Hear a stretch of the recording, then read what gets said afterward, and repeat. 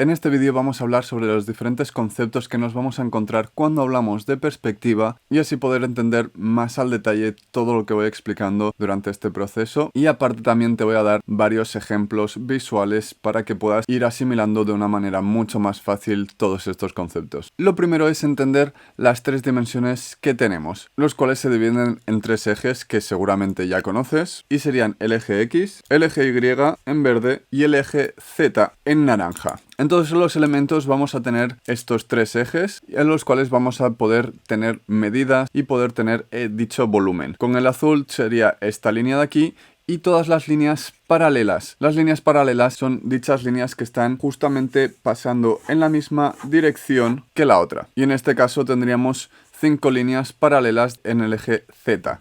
Esto lo que hace es que esta línea de aquí es paralela a esta de aquí, incluso a esta. Entonces todas estas de aquí son parte del eje Z. Aquí luego tendríamos el verde, que sería el Y, y aquí el X, teniendo como estas de aquí también siendo parte del eje X. Y así de esta manera tendríamos un elemento en el cual visualizaríamos mucho mejor estos tres ejes. Te recomiendo que tengas una cajita o un cubo o algo de esta manera porque te va a ayudar mucho a entender todos los demás conceptos y la variación que puede llegar a tener dichos ejes en la perspectiva. El primer concepto sería la línea del horizonte. Vamos a dibujarla como una línea horizontal. Esta línea horizontal literalmente es la altura de tus ojos. Es la línea en la cual tu objeto, cuando esté por encima, vamos a llegar a ver la parte inferior. Y cuando esté por debajo de la línea, vamos a ver la parte superior. Cuando esté en el centro, no vamos a ver ni la superior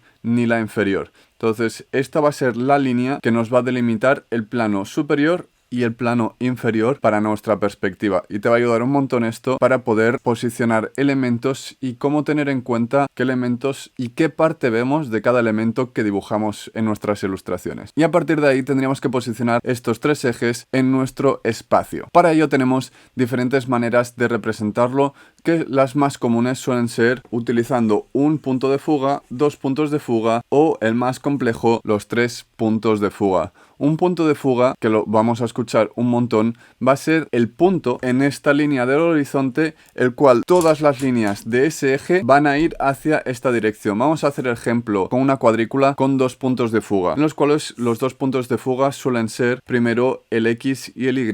Para ello, lo que vamos a hacer es poner un punto o una cruz aquí para el eje X y un punto aquí para el eje Y.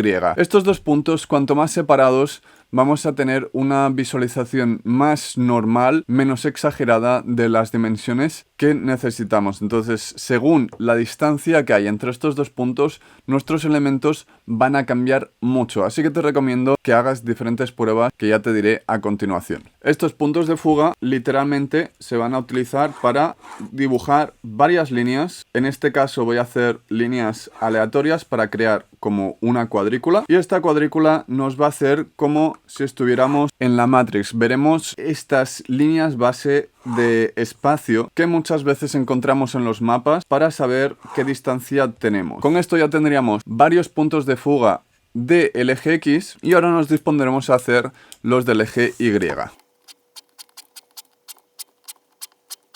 Ahora, como puedes ver, tenemos aquí una cuadrícula en la cual nos faltaría el eje Z. Este eje Z habitualmente, excepto en los tres puntos de fuga, son líneas completamente verticales, como esta línea de aquí, en la cual vamos a ir haciendo simplemente líneas paralelas hasta posicionar todas las líneas verticales en el eje Z que necesitemos en nuestra ilustración. En este caso voy a hacer simplemente una torre más sencilla y vamos a posicionarla en estos cuadrados de aquí, y con esto ya tendríamos un cuadrado más o menos sencillo. Para visualizarlo mejor, lo que os voy a hacer es repasarlo con una línea negra para que veas cómo este elemento está dentro de esta cuadrícula que acabamos de dibujar.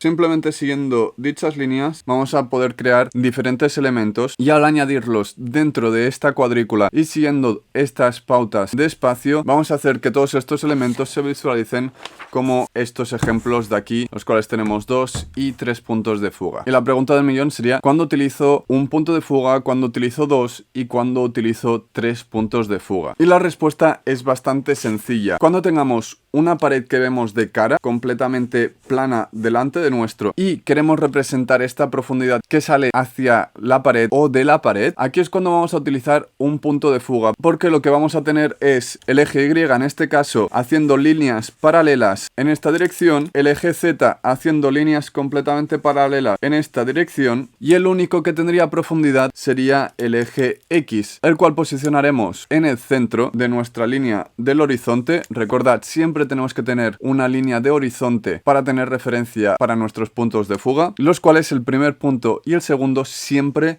están encima de esta línea del horizonte. Y aquí vamos a posicionar el punto de fuga central. Y con esto iremos sacando todas estas líneas del centro hacia afuera para crear los volúmenes. Y estos volúmenes nos ayudarán a crear habitaciones, ya sea simplemente sacando líneas verticales por aquí. Aquí de esta manera podremos tener un armario, por ejemplo, simplemente haciendo estas líneas súper sencillas. Como puedes ver, ahora estoy arreglando un poco estas líneas horizontales y verticales que he dibujado un poco mal al principio. Y aquí tendríamos el fondo de nuestra habitación con las 4 paredes, el suelo y aquí le podríamos posicionar una puerta, por ejemplo.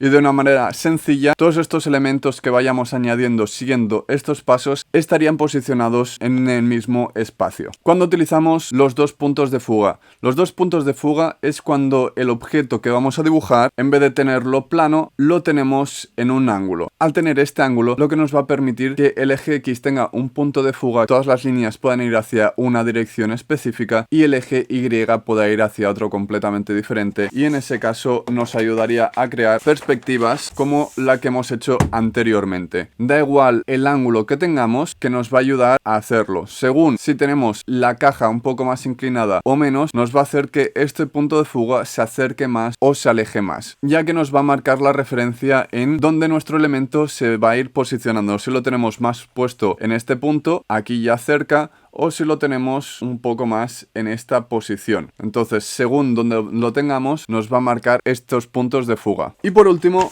cuando utilizar los 3 puntos de fuga es cuando tengamos una imagen que queramos exagerar la altura o la profundidad de nuestro elemento. Esto sobre todo se suele utilizar para bosques, ciudades, esculturas o cuando queremos que nuestro personaje tenga una pose imponente. Esto lo que va a hacer que se vea mucho más grande o mucho más pequeño la parte que esté más cerca de cámara comparado con la parte que esté más lejos de cámara. Según el ángulo que vayamos a poner, vamos a crear un efecto de distorsión y lo podemos aprovechar para hacer que un elemento se vea muy grande o muy pequeño para que este elemento se vea como si está muy cerca o muy lejos y con una posición y unas dimensiones bastante interesantes. Y a mí me suele gustar, sobre todo cuando dibujo dentro de ciudades, utilizar los 3 puntos de fuga para darle esta altura y esta dimensionalidad que tiene y jugar un poco más con los volúmenes. Para esto, sobre todo, es importante que en el tercer punto de fuga tiene que estar en el centro, en una posición más abajo o más arriba de nuestra línea del horizonte, pero siempre centrada entre los 2 puntos de fuga que hayamos puesto. Así que estos serían los conceptos básicos y en el siguiente capítulo vamos a hablar sobre cómo encontrar los puntos de fuga y herramientas que tendremos para poder hacer medidas, patrones, etc.